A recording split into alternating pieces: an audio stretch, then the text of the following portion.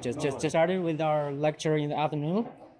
So in this lecture, we're gonna slightly switch gears and talk about microscopic models and how to deal with Langevin equations and simulate particles using agent-based kind of rules, okay?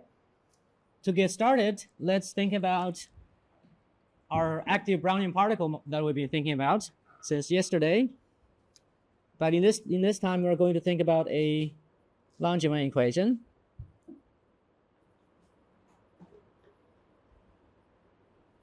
But it got started, yeah. It's like going. What? Okay. Yeah. Okay, so let's think about active Brownian particles in 2 dimensions. Again, we can parameterize our orientation vector using a orientation angle. Yeah, in going to it. Whereas you thought. Okay, and let's write down our equations of motion in each component. So x, we can write out the vector as x and y. Okay, so then we would have dx dt. We would have a velocity due to the swimming motion, right? That's projected into the horizontal direction. So that would be the swim speed times cosine. Okay, and we'll have a Brownian part, which is of the following form.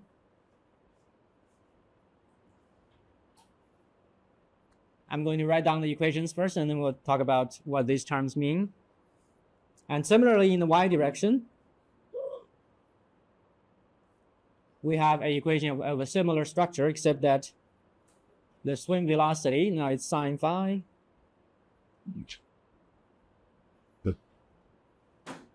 And then 2 dt times a random noise, which we will talk about in just a second. And for the orientation angle, it only undergoes random Brownian reorientation. So we just have a Brownian term. Okay. And these terms are essentially white noise processes. And they're all independent. So the random processing x, y, and theta, they're all independent.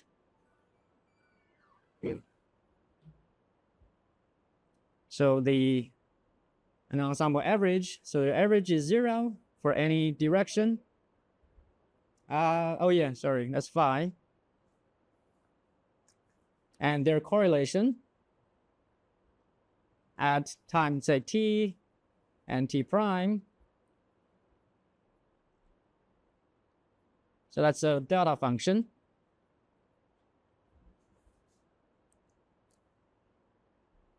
Okay, so there's no memory associated with this random process. That's why if you look at the time correlation, it's a delta function between the difference between the times. And each of these 3 processes are completely independent from one another. And if you compare this to a regular Brownian kind of system, then the only difference here is we have a swimming term, right? Those are manifested as these terms here. That's for in the x direction. Similarly, you have a velocity component in the y direction. Okay, so that's our basic setup for active Brownian particles in a Langevin equation. So let's think about how do we solve these equations numerically. Okay. So what we have to do numerically when we put this into a computer, we have to discretize our variables, right? And then look at them at discrete intervals over time. So what we do is we try to discretize it. So why do we have this thing here to be acting at the Bowlian? Yeah. No. We don't think we are adding to the Bowlian dynamic spot. On the Bowlian methods, we don't have the spawner. Yes. We don't have which term? The body is spot. The swimming. The swimming. For passive Brownian particle, we wouldn't have the swimming. So Bowlian particle will be not to begin. Yeah, that's correct. Yeah.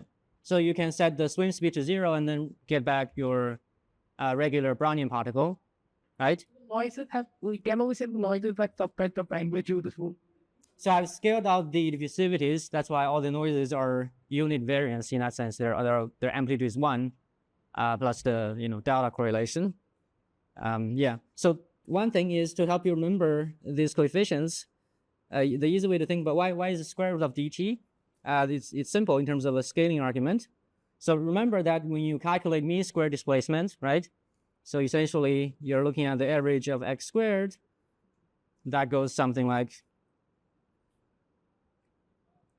2 times the diffusivity times time, okay? And if you look at the equation, so we're looking at the equation, this equation involves position, right? There's one x there, so if you have 2x, you should get back something that's 2d. Therefore, for the equation for dx dt, the coefficient is square root of 2t. Okay, that's one way to help you remember this square root. Similarly, you have that in the y direction as well as in the theta direction. So I've scaled out all these diffusivities. So these random processes are all of unit variance times the delta correlation. Yes. Yeah. So the D is diffusion part in the linear space and the angular space. Any other comments on this one? There are many. Okay, so let's try to discretize it when we want to put this in a computer. And let's do it in a simple way. So we'll consider regular time intervals.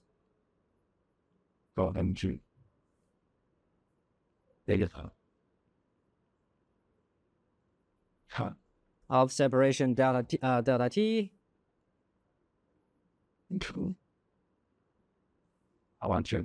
Okay, so we are going to have to discretize our equations. So at the ith step, the time would be the index I times delta t, right? So you can imagine I is 0, 1, all the way up to the simulation step that you would want to run the equations. And what we have is initially, suppose we're at I equal to 0. So that's our initial state of the system. So when you want to do a simulation, you have to specify where the particles are in terms of their initial configuration. So in this case, for a single particle kind of behavior, we would have, the position at time equal to 0, in x, in y, and in theta. Okay, so these represent the initial conditions, which would be x at time 0, y at time 0. I keep using theta for some reason. Phi at 0. Okay, so when we discretize them, we only evaluate these x, y, and phi at discrete time points, right? At ti, essentially. So let's call that xi as x at ti. Similarly, y sub I, that's y at ti. And phi is phi at ti. Okay, so now we're at step I, and we know their configuration at this current step. We want to evaluate to the next time step. So that would be at t equals to ti plus 1, which is I plus 1 times delta t. Okay, so if we go back to our equations, for example, let's take the equation for x. That's dx dt is the swim speed plus Brownian part. Okay, we can do a simple finite difference to represent the time derivative. So that would be x at I plus 1 minus xi divided by the time interval that we're specifying in our simulation, okay? And I'm going to evaluate the right-hand side all at time ti because we know the configuration already at my current time. So I would write this as cosine at phi I plus square root of 2t. And the thing is, we need to discretize our random process here as well. So I'm going to call that w for now. And let's look at this equation. So I can rearrange the equation into the following form. That's xi plus 1. That's the new position equals to my current position plus us cosine phi I. So that's my velocity in the x direction. and I multiply that by the time step. So I've taken a step by swimming, and I've also taken a step here due to a random displacement, which we'll talk about in just a moment. Any questions so far about the discretization? So what carries the difference like neurologic describe that initial conditions for NGO, Y and pi. Yeah. Are there different kinds of initial conditions for beta? It's different numbers, you mean? It's 3 variables you have to specify, right? I just say, are there like depending on the initial conditions, like what conditions? Yeah, the transient would depend on the initial condition. All that which we know. The long time, it depends on what you're looking at. If you're looking at the problem we're thinking about in the morning, for example, if you want to look at the long time diffusive behavior, of course, it wouldn't depend on your initial state. If you're looking at the transient behavior, say the trajectory over time, then obviously it depends on the initial state, because that's where you start your particle. Zero, you could, yes. Yeah, depends on the context of what you're looking at. Yeah. Other questions? What is WX? Because the problem is I haven't talked about that yet, so that's a discrete representation of the random process, which we'll discretize now. So does it? So That it means that it is like, for example, you have written the right hand side, left hand side as the difference of x at 2 consecutive time steps divided by the time step. Yeah, essentially, yeah. On the right hand side, the first term is at the highest step of it, right? Yeah. And then the next one, What you say, what you see the nx, Wx is the nx value at the ith prime, or something like that. Why is a discretized version of the random process? It's a bit more tricky than that.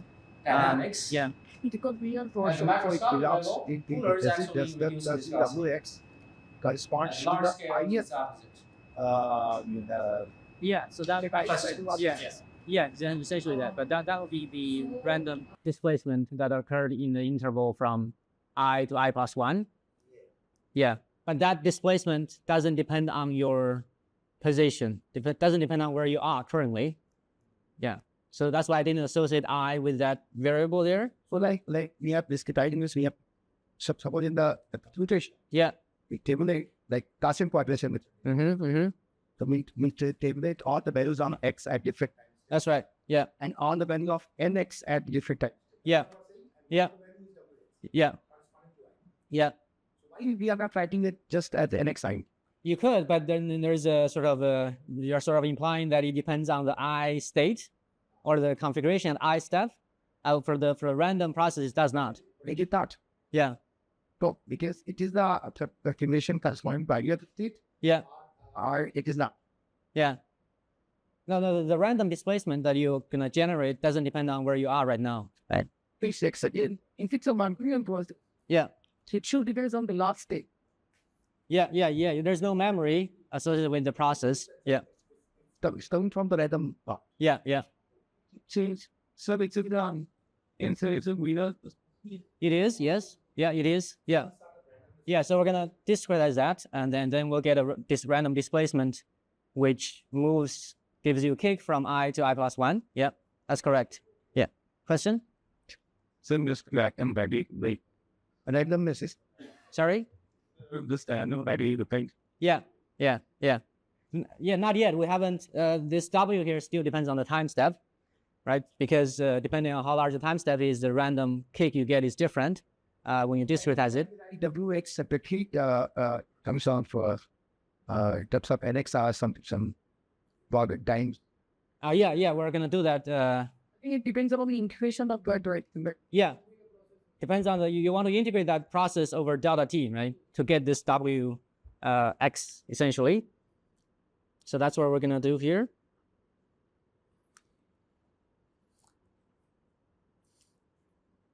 Okay, so essentially, I have this note here. Let's look at this one. So this Ni and X here. So I want to integrate this random process from Ti to Ti plus delta T.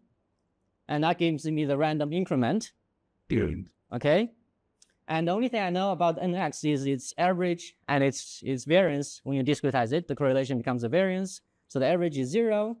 And the question is, what is the variance here? And the way to think about this is, if you look at the continuous case, what we have is nx at t, nx at t prime, okay? That's the continuous version, which we started with. So that is a delta function, t minus t prime.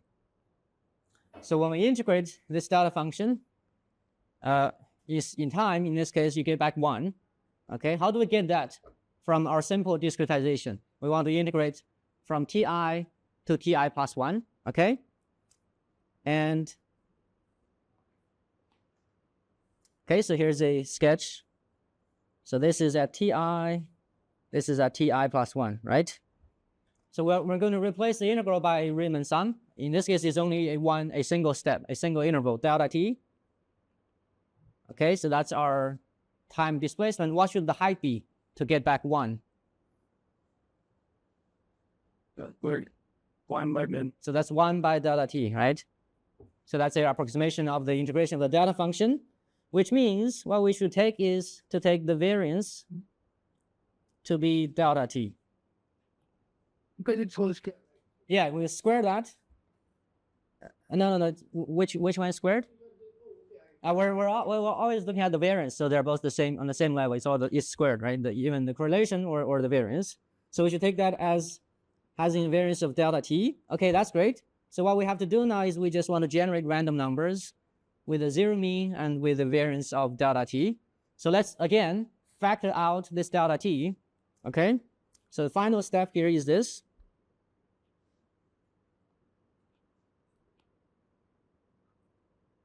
So I have a random variable which gives me a variance of delta t, but I want to just use the standard process which has a variance of 1. So let me rewrite this in just a moment.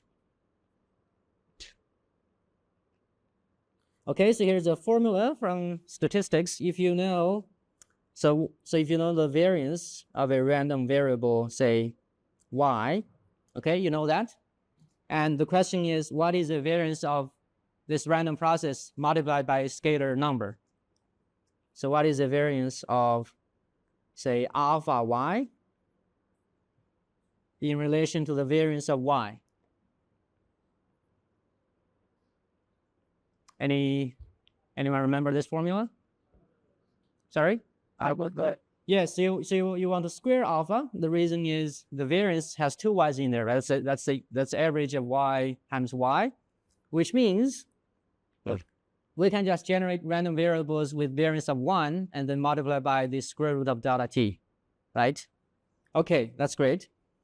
So this is our discrete version. And then here, this random variable has a variance of delta t. So if I factor that out with only square root of delta t, then I only need to generate standard sort of Gaussian normal variables with zero mean and unit variance.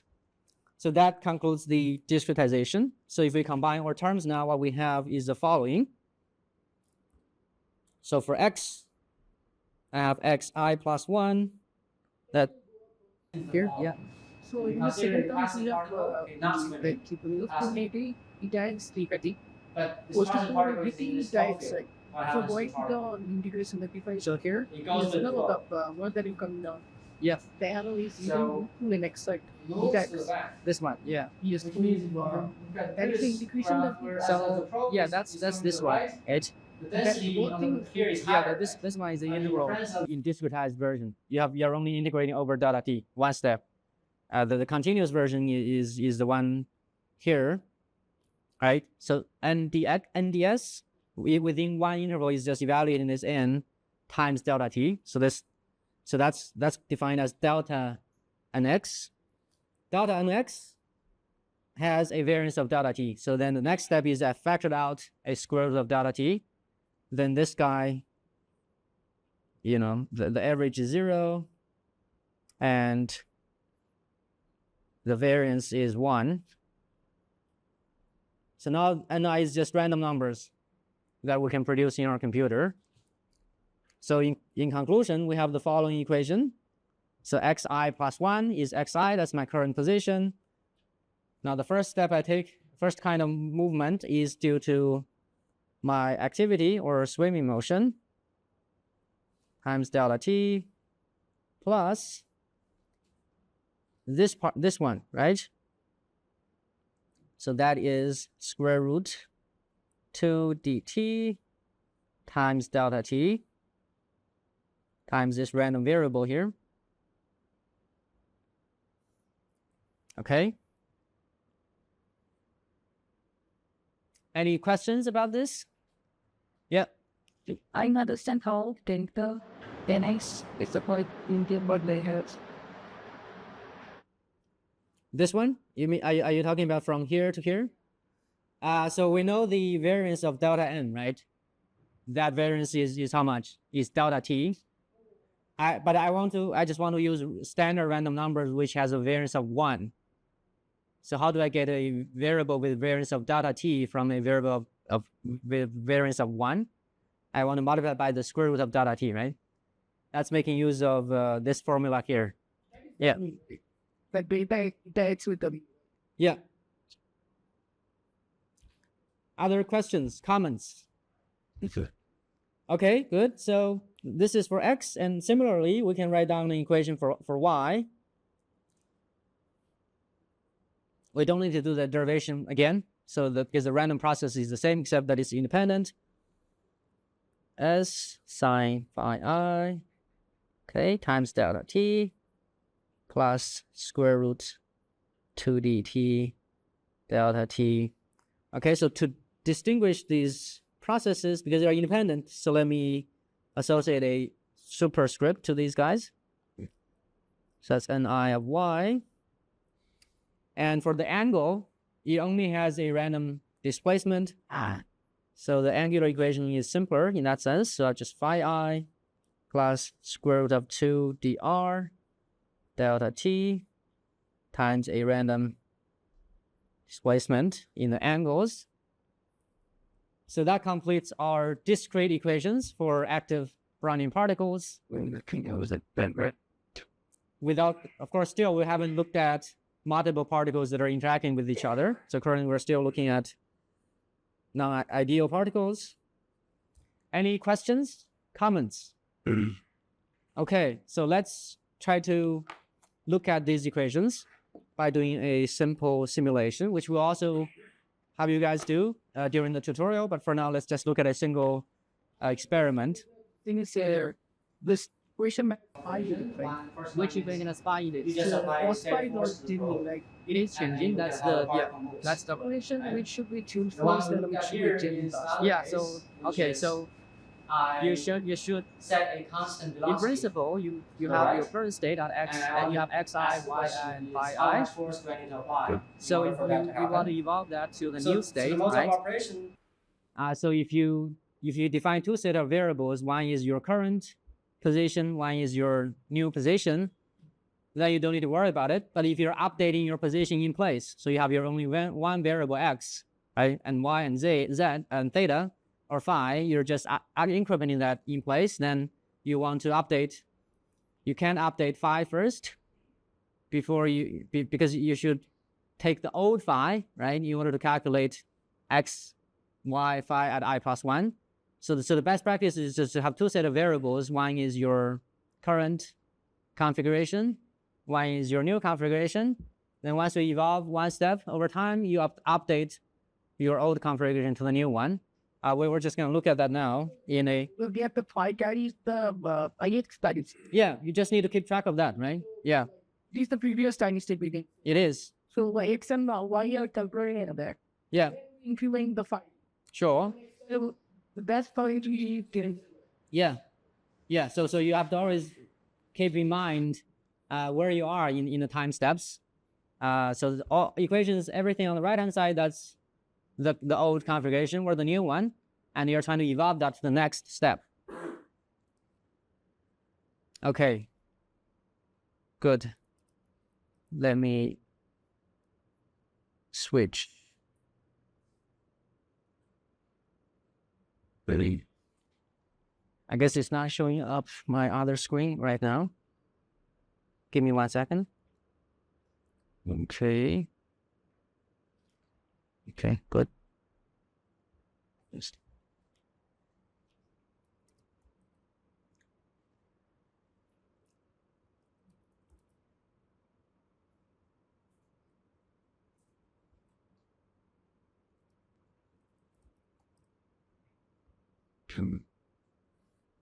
Display settings. Okay, great. So here's a demonstration. So I'm using a language called Julia. Forget about the programming language for now. We're going to look at how to simulate these guys during the tutorial. But what I've done here is, as you can see, in this function, so I have my current position, x, y, and phi, okay, right? And I want to calculate my new position. That's defined as x new, y new, and phi new. So I'm literally just transcribing the mathematical equations we had into the programming language, okay? In this case, the only thing that's new here is I'm using this randn, which generates random numbers with zero mean and unit variance. And then I can use this function to update my configuration, okay? Any questions about this? Okay, great. So let's consider a simple case where I'm just going to start the particles all with 0 for the position and the angle. I've taken a particular time step, and what I'm going to do is I'm going to run a simulation for a single particle, and I'm going to plot the trajectory in the xy plane. Okay, that's the position, their trajectory.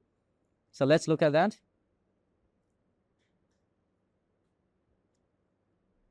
Okay, so I've done the simulation for a specified amount of time. So here, in this case, the swim speed is 0. You get your regular Brownian trajectory. So we can change our speed and see how it changes. So you see right away that, so if you look at the scale of the x and y, comparing these two guys, what you see is right away the particles are exploring a wider space because they're self-propelled. And if you further increase the speed, you can see that more clearly. However, because these particles from the Langevin level, they have a stochastic trajectory, okay? So if I rerun this simulation, even though the initial configuration is the same, the random numbers I get would be different. So the trajectory, individual trajectories are different. So let's see that. So if I rerun it, you would get a different trajectory, okay? And typically what we want to do is, in a Langevin kind of simulation, is to calculate sort of average properties. For example, in the morning we looked at mean square displacement, which allows you to extract diffusivities at long times. So in the computer simulation, that's easy to do. You just record your position. In this case, you would sample many particles and then you average that. So you get your mean position at a particular time, and you just record that over time.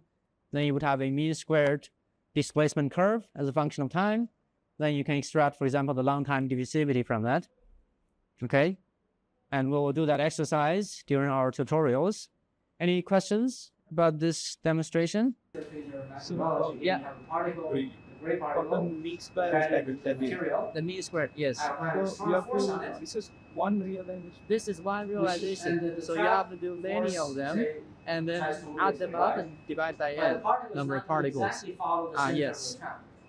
And we're not going to do a lot of particles here because it will take a lot of time. So, but yeah, keep in mind, this is only a single stochastic trajectory that we're looking at. Yeah, how are you to read that BT, but thanks, but you get it. So in here, I've taken a time step of 10 to the minus 4. So in general, the way to choose time steps in any kind of simulation is you want to figure out what are the physical time scales in your system. For example, in our case, we have the reorientation time tau r. If you have boundaries or other effects in the system, you would have other time scales. So typically, in a physical system, there are multiple time scales that are involved, which means if you want to resolve all of them, you want to make sure your time step is smaller than the smallest time scale in the system. So in this demonstration, I'm just taking a very small step. So it's guaranteed to be smaller than all the other scales, but in general, that's what you should do. And the other thing is, if you want to capture then the long time behavior of the system, the simulation time, the total time you need should be larger than the largest time scale in the system, right? Otherwise, you wouldn't capture that. For example, if you only run the simulation less than tau r, then you're not going to get the long time diffusive behavior out of your simulation. So that's two things to consider. The time step should be small enough, and the total simulation time should be long enough. if you want to capture their dynamics over the entire range of timescales that's happening in the system. Other comments? Again, we'll play with these during the tutorial, but right now let's just sort of visualize what's happening with these simulations.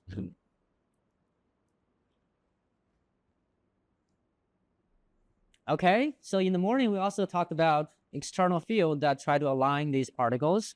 So let's try to run that simulation here and think about what we need to change for our Langevin equations.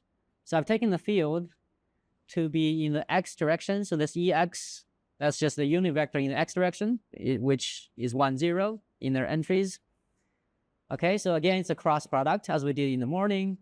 So this gives the particle an angular velocity. So what happens is, again, if the particle is aligned with the x direction, you wouldn't get an angular velocity. If you deviate from that, you get an angular velocity.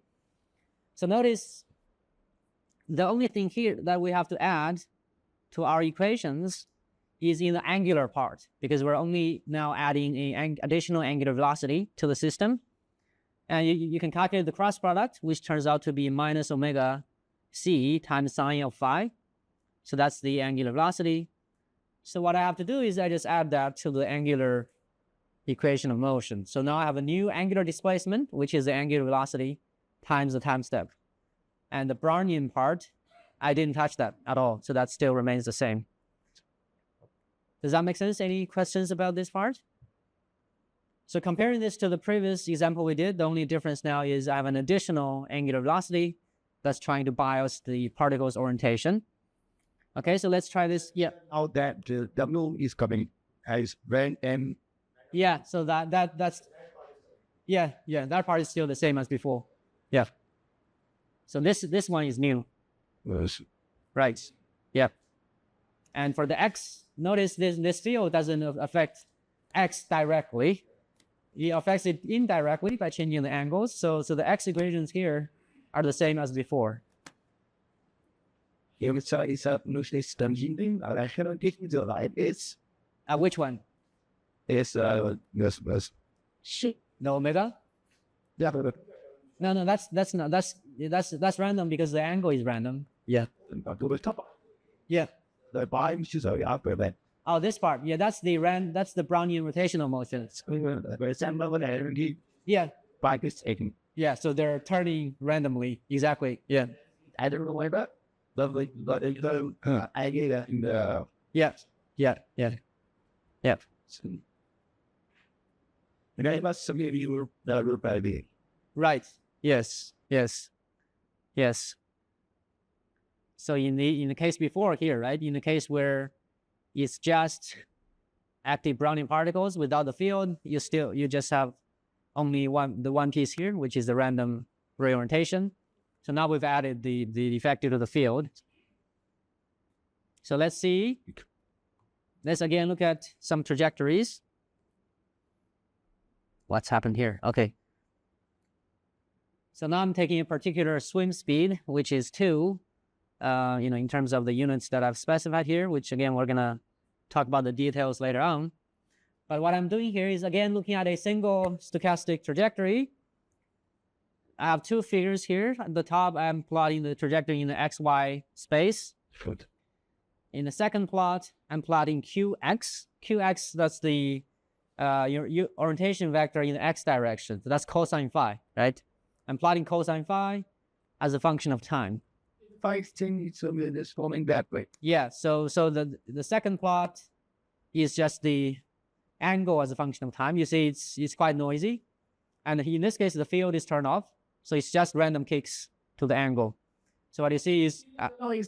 sorry? Yeah, but it's turned off here. Yeah. So the angle, the field strength is 0. So you then again get back your active Brownian trajectory we looked at before. But previously we didn't plot the angular coordinate, which is what we're plotting right now. That's cosine phi.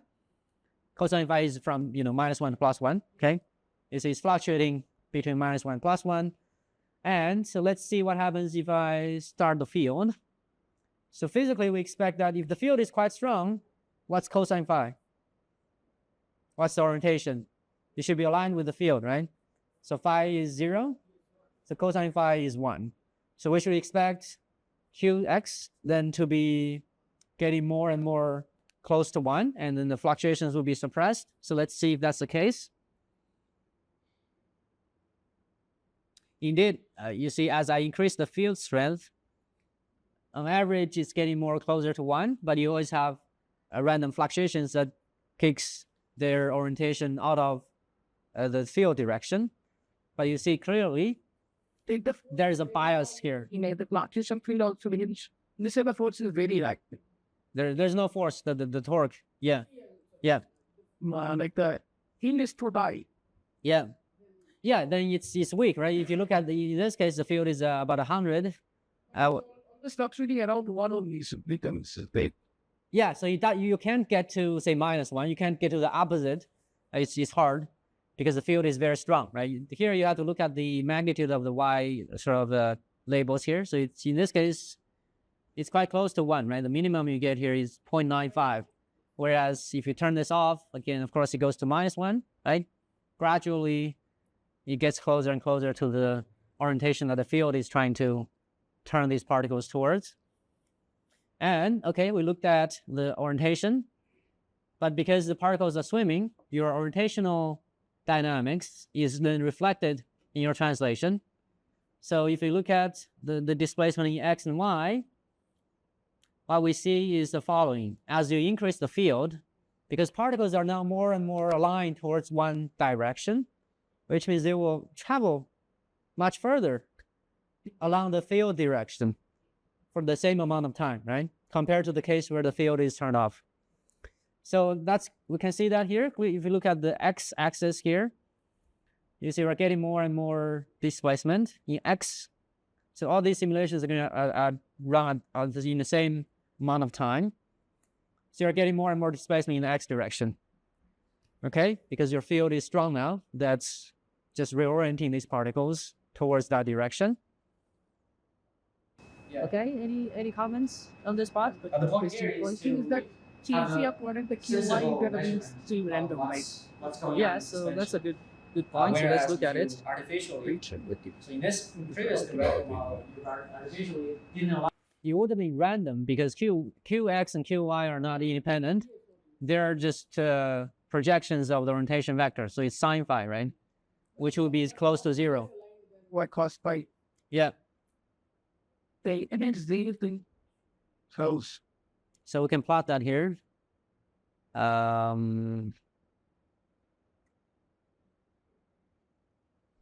So let's make a new plot.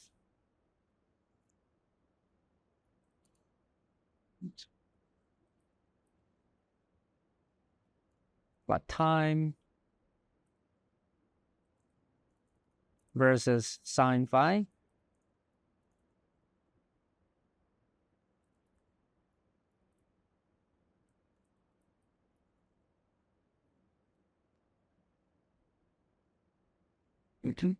Oh, Yeah,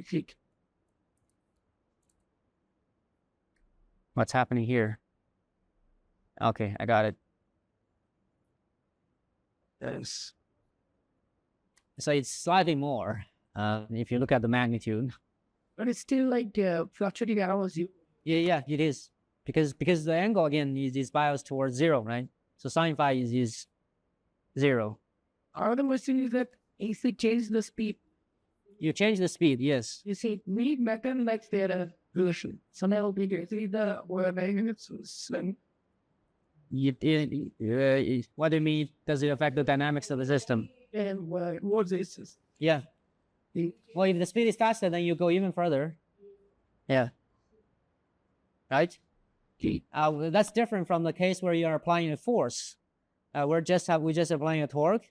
When you're applying a force, there's an intricate thing because your particles has an internal self-propelled force, right? So if the force you're applying is much stronger than that, so then the swimming motion will be less important. Yeah.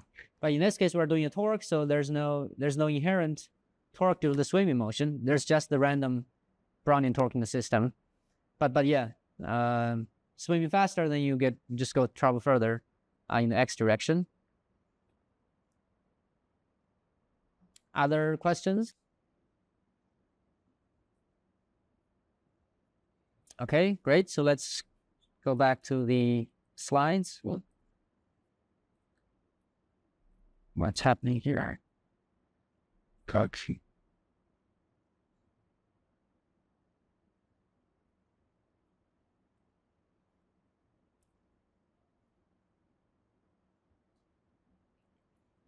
Different like talking about the directions, yes. Say, So we're in 2D, so the torque can only be out of plane. say in 3D, yeah, you can have. you got there will be two angles, right? Yeah, so your torque would be, the point is in 2D, the torque can be only in one direction. Of course, in 3D, your torque can be, you know, in any of these directions. So you will get, you're still affecting the angle, but the angle is now, you know, if you're thinking about spherical polar angles, you have two angles, right? So you have more degrees of freedom of where you turn them. But yeah, but the simulation will be similar. The only difference is now you have to keep track of more rotation angles. Weird. Okay, so what happens if you have external forces, torques, fields we talked about? We had an example where we have an additional angular velocity. So suppose you have an external potential, for example, something like this here. So this potential is only a function of space, and it will exert a force on the particles, right? So the only term, you just need to add a new term to the equations, which is the velocity you get from this force. So the force is minus the gradient of the potential. You divide that by the friction. Is there only gravity insulated? Sure. I divided by 2 again. Sorry? To use. So minus gradient u is the force, right?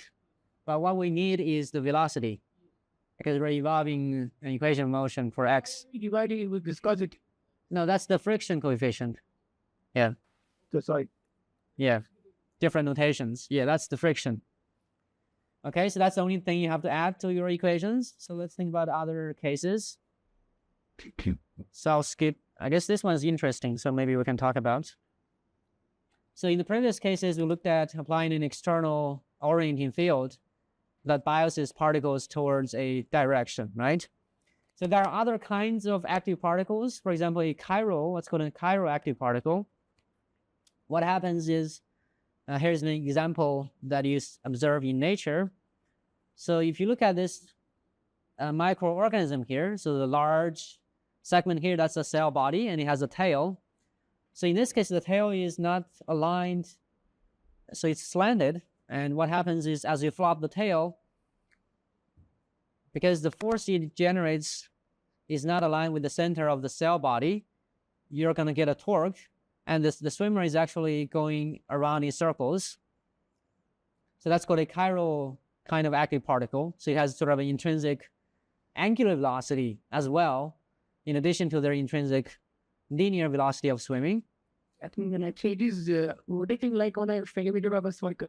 So you're swimming as right. You're translating, but you also have an angular velocity. So what will your trajectory be? You'll be a circle, right? Yeah. Or in 3D, it will be a spiral. In 2D, it's a circle. So in this case, it's a planar experiment. So what is it? Sparsity. Yeah. Something like this. Yeah. So we can model this with this. The simplest model we can do is so in an experiment, for example, in this case, you can figure out what is the circle, what's the radius of the circle, and then from that, you can calculate sort of the intrinsic angular velocity that you're getting from the swimmer. And then we can model that in our equations. So the only thing we need to add is in this case, a constant angular velocity, which is causing them to turn around. So in this case, we just add this new omega here, compared to the one in the case of the field. The field gives you an angular velocity, which depends on your orientation angle. But this one is an intrinsic constant spinning velocity. So it's a constant angular velocity. So you can do that, and then you can simulate these kind of chiroactive particles. Any questions about this? So this is sort of a particular example of a simple extension. Yeah. Not different from the realize it without kinetic. Realize So now I want to think about we can say how the these being flows active force generated and by these particles. and that is how we write the inverse cos finite. Then the app. Yeah. So, Okay, so we what is talked the about active torque? So you get a Pushers, torque. So you get the torque pullers. divided by the So let's friction in model the angular these space. lines. That's the angular velocity. So essentially, you can define omega as So for a torque divided pusher, by the flow field, the friction think about E. coefficient coli bacteria. in the rotation space. So that's the same kind of Okay, so approach. force is Yeah. Other questions? Okay, so there are other classes of active particles.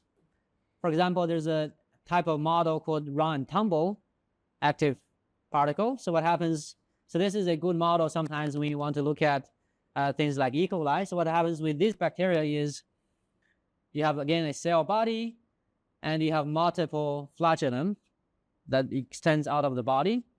So these flagellum can be in two states. In the first state, they are unbundled. So that's on the left, shown on the left. And what happens here is this flagellum can, fluctuate because they're completely unbundled, so they're not aligned towards a certain direction. As they propel their tail, they're going to turn the cell body because it's not aligned again with the center of the cell. So that's a tumbling kind of motion in this configuration on the left. What they can do in a different state is they can bundle up all these flagellum. That's shown in the second figure here. In that case, they generate a directed propulsive force. So they will swim towards the left-hand side. So as a simple model, then what happens with this kind of swimmer is, they swim and then they suddenly change direction.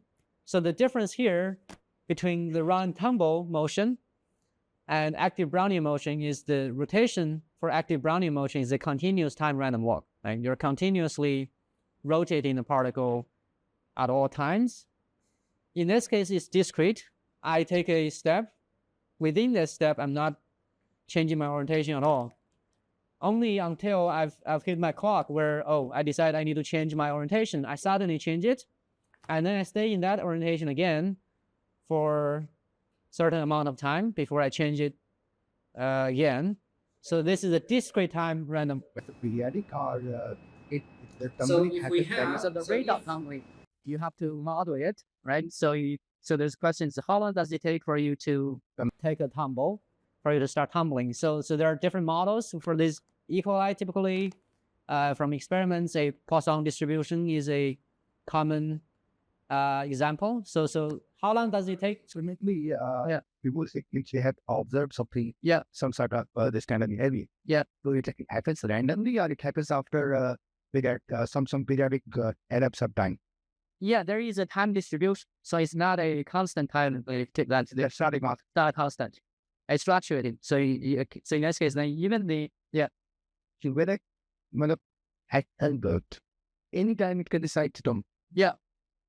but it's not completely random. You can fit it with well-defined force and probability distribution. So it's also not completely random. But then the point is regardless of what kind of distribution you have for your tumbling rate, you can divide. You can divide an average time that it takes them to tumble, right? And then that time has utility, because if you think about the long time dynamics we talked about for active Brownian particles. For active Brownian particles, their random reorientation is continuous. However, there's a time scale associated with that, right? So from that, we can define a random walk at long times. That gives rise to... Is there any knowledge about the region of making it tumble? So these bacteria Can be correlated with the probability symptoms. how does the Tumbling happens when it decides to tumble. Yeah. How we can model the tumbling event. so one way to do that is people have done experiments how they will on the time it takes for them to tumble, and that's what you can describe that by Poisson distribution, for example, and then So that's fine. Yeah. My question is that is there any driving force? Is there any cause?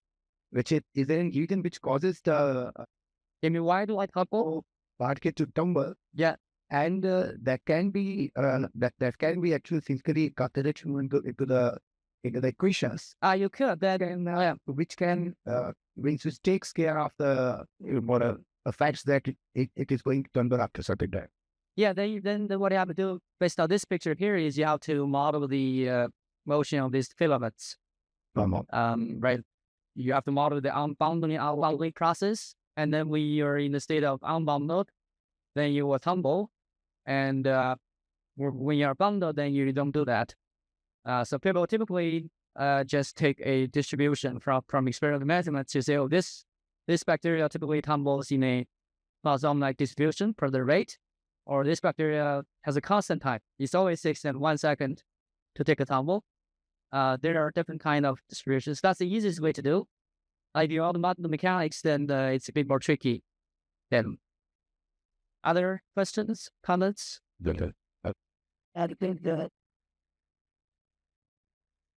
Okay, so for example, here is a real experimental measurement of a particular bacteria. Different. The run length. Yeah, it's different even for active Brownian particles because the speed can be different, right? Yes, but I'm saying it's the speed that can be by the response. Yeah. Yeah, here, if you take the simplest round tumble model, the speed is still constant. The only difference now... Yeah.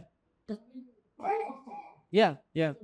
To be able to tell. Yeah. So then you have to, when you do physical scaling, you have to take average time as your tumbling time. Yes. If you're taking, say, the run like something the run rate. Yeah. We're pointed is to be. Yeah. Without the minus the detail, but if the speed time. Yeah, it's not a constant. Yeah. Because your run length is defined as speed times tau, right? Yes. The speed is a constant. So that's the same distribution. Tau is not, sorry. So speed times tau, so that's still the same distribution. Yeah, that's a random variable. Yeah. So now... And this can be a way just not yes, can I link the big set to the for way. But the end. what do you mean by enhance it? Yeah. But the speed is the same. Yeah. The timing that you have Yeah. taken about what. Mm-hmm. So you got to use yes in the tower. So just multiply it where. That's right.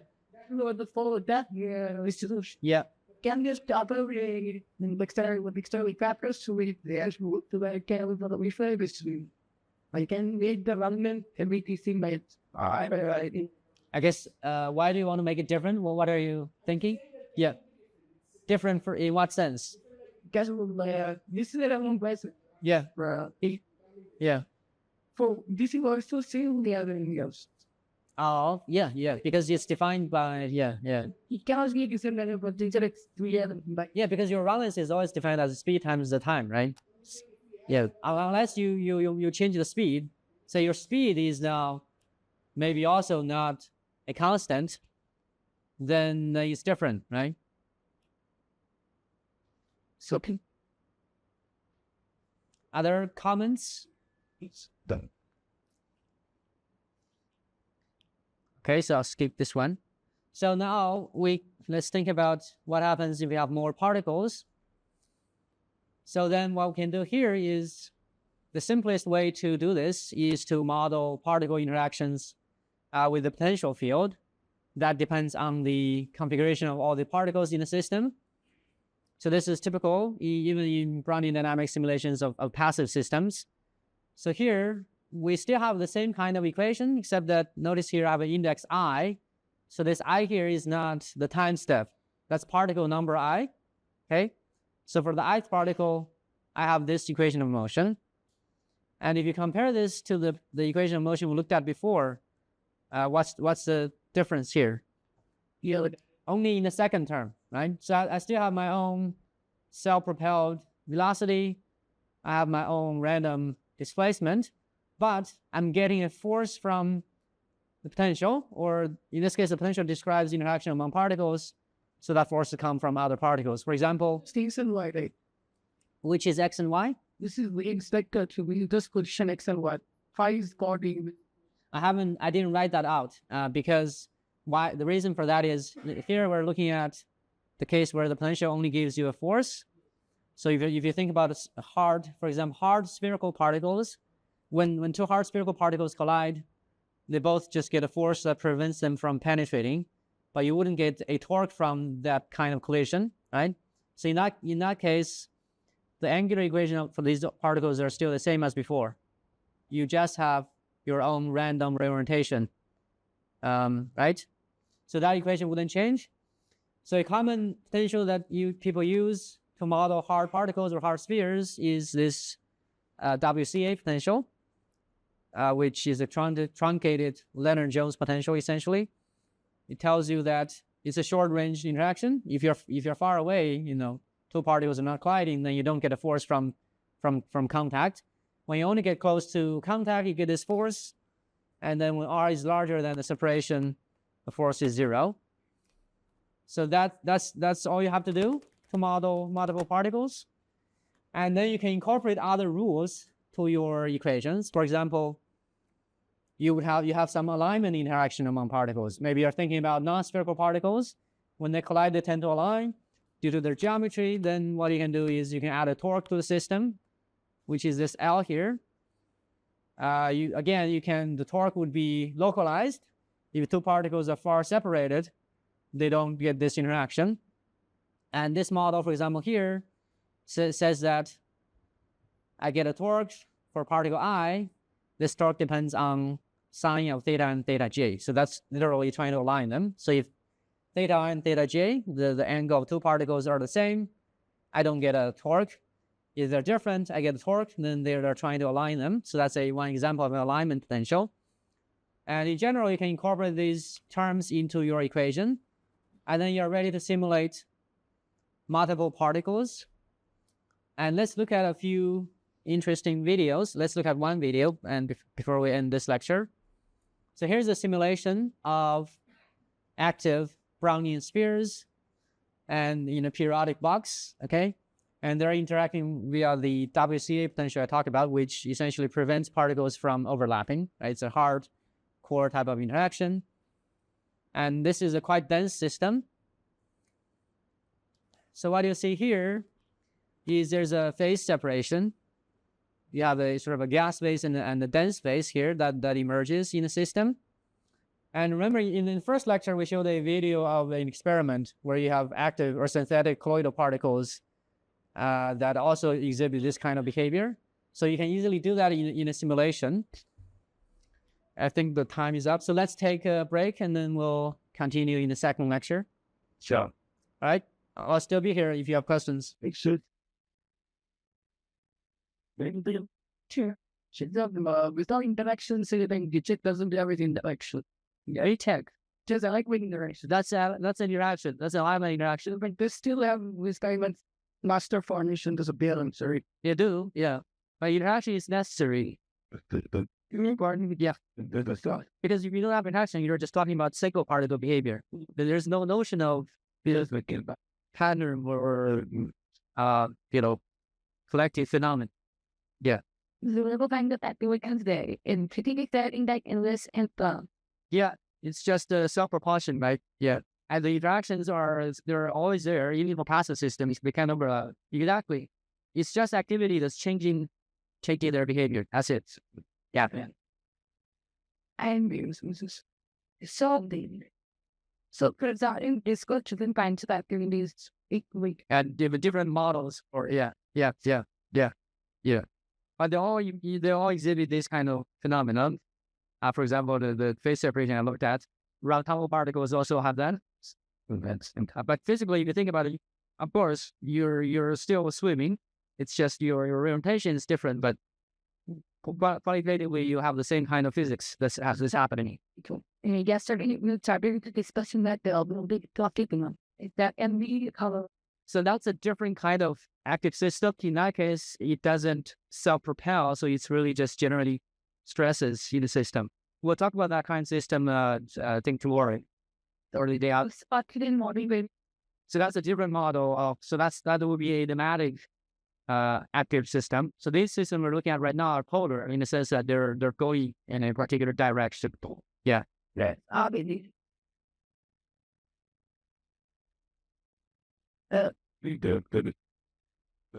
Doesn't mean.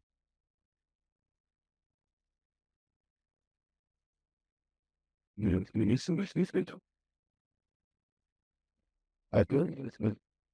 Answer there, but then it's